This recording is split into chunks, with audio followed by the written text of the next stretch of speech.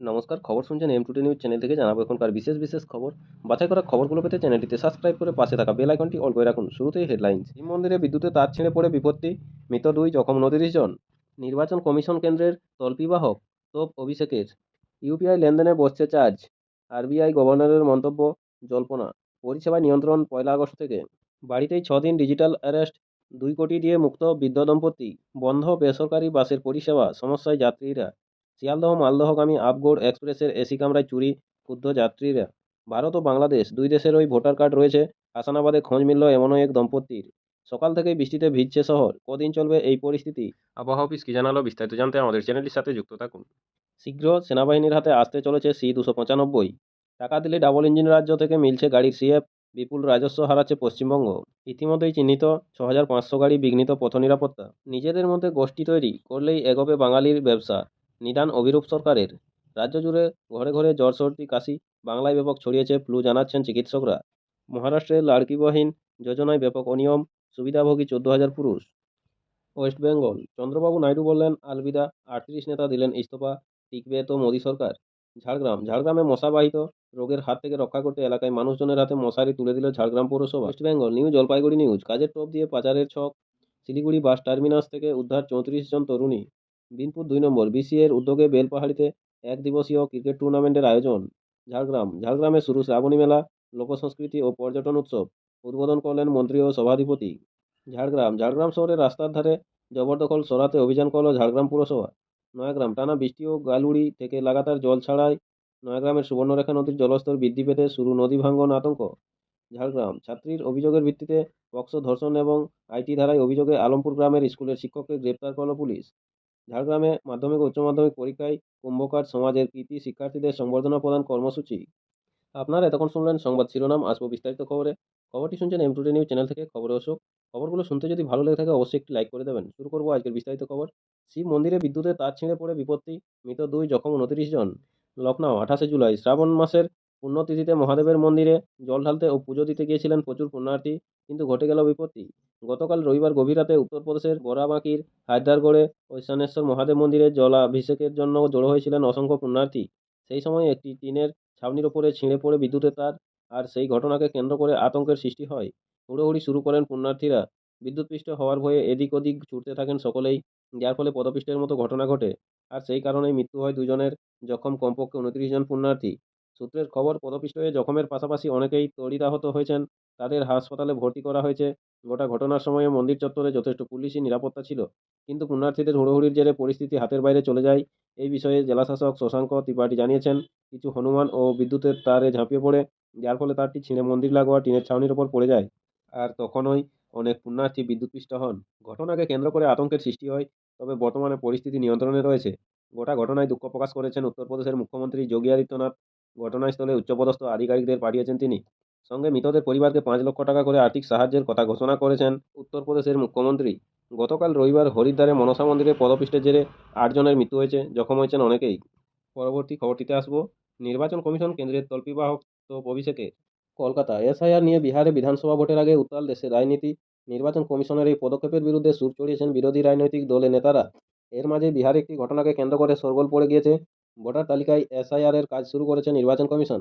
বিহারে চলছে সেই সমীক্ষা। কারা প্রকৃত ভোটার, কাদের নাম তালিকায় থাকবে, তা নির্ধারিত হচ্ছে। কমিশন নির্ধারিত 11টি নথির ভিত্তিতে। ঘটনাচক্রে এই 11টি নথির মধ্যে রয়েছে রেসিডেন্সিয়াল সার্টিফিকেটও। আর সেই রেসিডেন্সিয়াল সার্টিফিকেট নিয়েই হয়েছে গন্ডগোল। বিহারের পাটনায় রেসিডেন্সিয়াল সার্টিফিকেট পেয়েছে কুকুর। সেই ঘটনাকে কেন্দ্র করে ব্যাপক চাঞ্চল্য ছড়িয়ে পড়েছে। সোশ্যাল মিডিয়ায় ঘুরছে সার্টিফিকেটটি, যাতে লেখা রয়েছে ডগবাবু। রয়েছে কুকুরের ছবি। পিতামাতার নাম লেখা রয়েছে অশ্লীল ভাষায়। ওই সার্টিফিকেটে ঠিকানা হিসেবে লেখা রয়েছে পাটনা জেলার কৌলিচক এলাকার 15 নম্বর ওয়ার্ড। রয়েছে আধিকারিকের ওই সই, অর্থাৎ জৈনক ডগবাবু ওই এলাকার বাসিন্দা। এমনটাই রেসিডেন্সিয়াল সার্টিফিকেট বলে দিচ্ছে। আর এই বিষয়টি সামনে আসতেই নির্বাচন কমিশন ও কেন্দ্রীয় সরকারের বিরুদ্ধে সুর চড়িয়েছেন তৃণমূলের সর্বভারতীয় সাধারণ সম্পাদক অভিষেক বন্দ্যোপাধ্যায়। গোটাটাই চক্রান্ত বলে অভিযোগ তার। সাধারণ মানুষের ভোটাধিকার কেড়ে নিতে চাইছে বিজেপি, এমনটাও বলেন তিনি।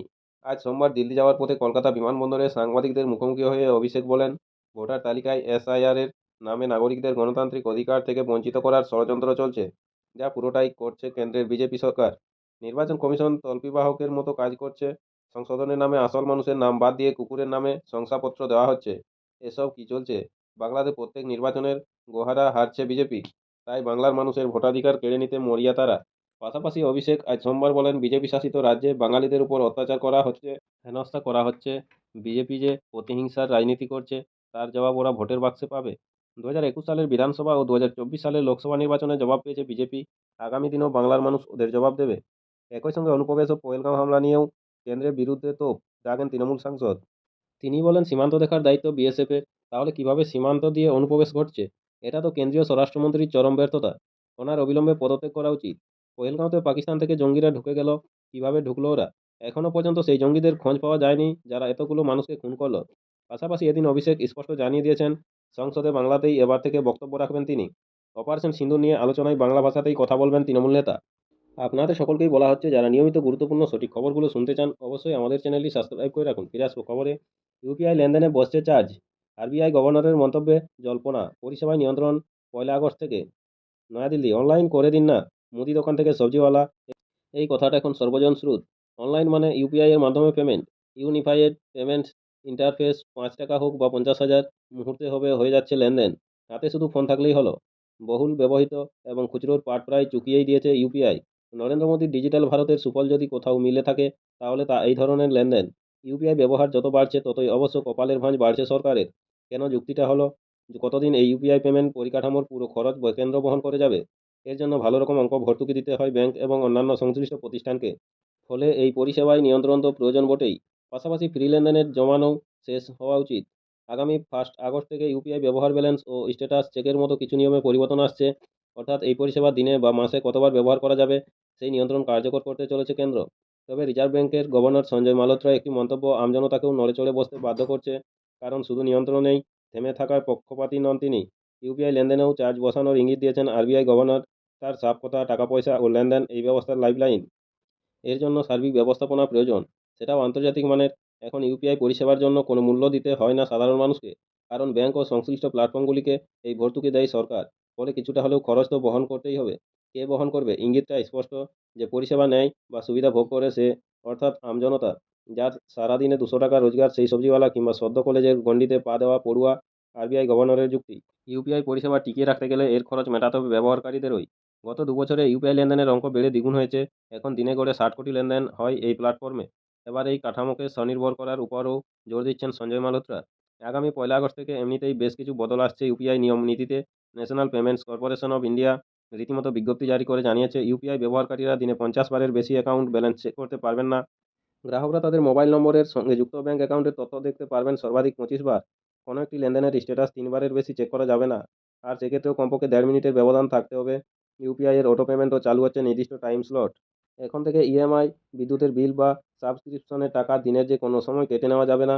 1 আগস্ট থেকে শুরু নির্ধারিত সময়ে সেগুলি প্রসেস হবে।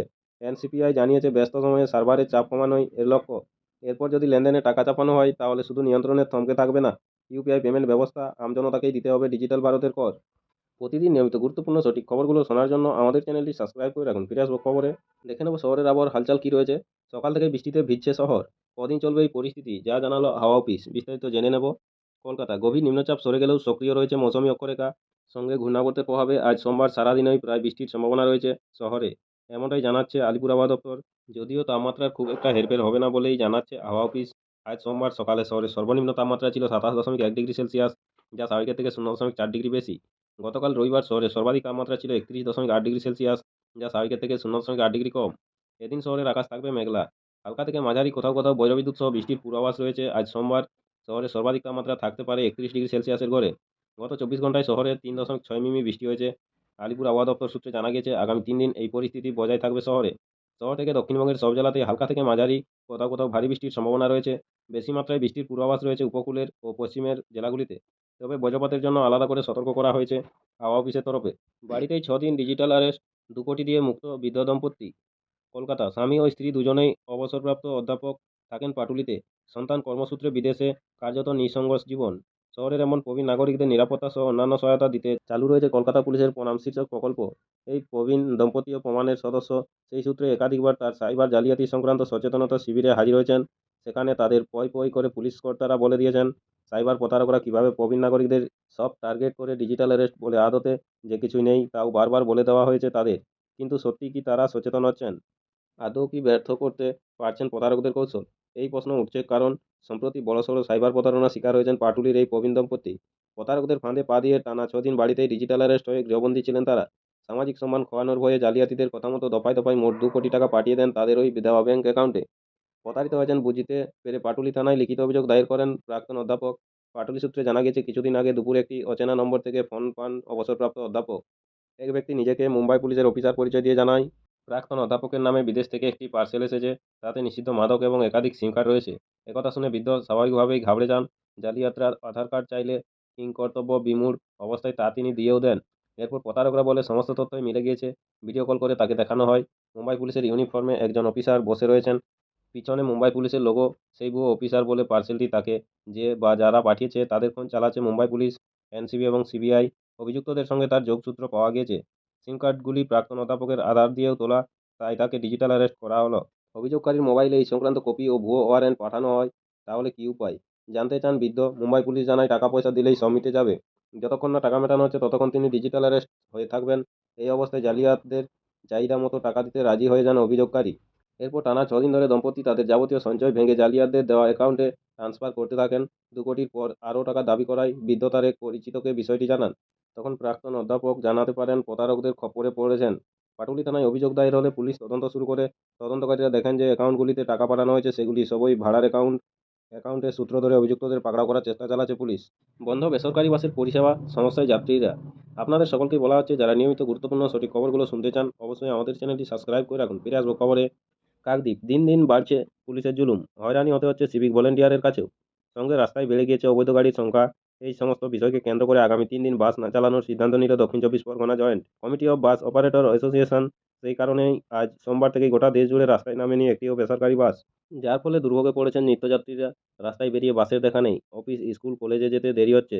আগামী বুধবার পর্যন্ত বাস ও মিনি বাস চলবে না বলেই জানিয়েছে দক্ষিণ চব্বিশ Pargana joint committee of bus operator association. সেই কারণেই আজ সোমবার সকাল থেকেই জেলায় বাস স্ট্যান্ডগুলিতে যাত্রীদের ভিড় ছিল চোখে পড়ার মতো। সপ্তাহের প্রথম দিনেই বেসরকারি বাস বন্ধ হওয়ার কারণে অফিস যাত্রীরা সবচেয়ে বেশি সমস্যায় পড়েন। রাস্তায় কেবলমাত্র সরকারি বাস চলাচল করছে। ঠাসা ভিড়েই সেই বাসে যাত্রীদের যাতায়াত করতে হচ্ছে। তবে সরকারি বাসের পরিষেবা কম থাকার কারণে দীর্ঘক্ষণ ধরে যাত্রীদের বাস স্ট্যান্ডে অপেক্ষা করতে হচ্ছে। শিয়ালদহ থেকে মালদহগামী আপগোড় এক্সপ্রেসের এসি কামরায় চুরি, ক্ষুব্ধ যাত্রীরা। মালদহ, ট্রেনের ভেতরে নিরাপত্তা নিয়ে ফের একবার প্রশ্ন উঠল। এক্সপ্রেস ট্রেনে চুরির ঘটনাকে কেন্দ্র করে ক্ষুব্ধ যাত্রীরা। শিয়ালদহ থেকে মালদহগামী আপগোড় এক্সপ্রেসের এসি কামরায় চুরি হয়েছে বলে অভিযোগ। A2 কোচ থেকে খোয়া গিয়েছে যাত্রীদের ব্যাগ, নগদ টাকা, মোবাইল, ক্রেডিট কার্ড সহ অনেক মূল্যবান সামগ্রী। যারা চুরির শিকার হয়েছেন তাদের মধ্যে রয়েছেন চিকিৎসক, শিক্ষক সহ অনেকেই। মালদহ টাউন স্টেশনে ট্রেনে এসে পৌঁছতেই ক্ষোভে ফেটে পড়েন তারা। জিআরপির কাছে লিখিত অভিযোগ দায়ের করেছেন। যাত্রী সুরক্ষা নিয়েও প্রশ্ন তুলেছেন তারা। বিষয়টি নিয়ে তদন্ত শুরু হয়েছে বলে জানিয়েছেন জিআরপির আধিকারিকরা। যাত্রীদের সন্দেহ, রামপুরহাট ও নিউ ফারাক্কা স্টেশনের মধ্যেই চুরির ঘটনা ঘটেছে। এক স্কুল শিক্ষক যাত্রী বলেন, প্রায় 6 থেকে 7 জনের বিভিন্ন সামগ্রী চুরি হয়েছে। চলন্ত এক্সপ্রেস ট্রেনের এসি কামরায় চুরির ঘটনা ঘটায় আতঙ্কে রয়েছেন যাত্রীরা। নমস্কার, এখনকার স্থানীয় সংবাদটি এই পর্যন্তই। পরবর্তী সংবাদটি পেতে চ্যানেলটিতে সাবস্ক্রাইব করে পাশে থাকা বেল আইকনটি অন করে রাখুন। সবাই ভালো থাকুন, সুস্থ থাকুন। দেখা হচ্ছে পরের আপডেট খবরটিতে। ধন্যবাদ।